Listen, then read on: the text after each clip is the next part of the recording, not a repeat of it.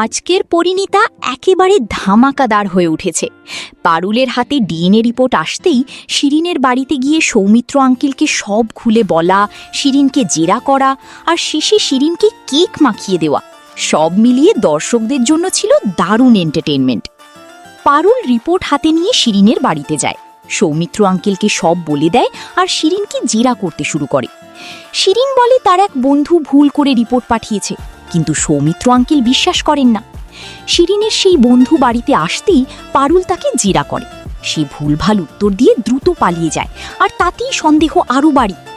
শিরিন পারুলকে কথা শোনালে পারুল কেক তুলে শিরিনের মুখে মাখিয়ে দেয়। দর্শকদের কাছে এই মুহূর্তটা ছিল একেবারে মজার ধামাকা। আগামী পর্বের প্রিভিউ: পারুল, রায়ান, মোল্লার, মৈনাক ও অনিরুদ্ধবাবুকে নিয়ে রাতে শিরিনের সেই বন্ধুকে কিডন্যাপ করবে। মোল্লার ও মৈনাক বস্তা দিয়ে তার মুখ বেঁধে গাড়িতে তুলে নেবে।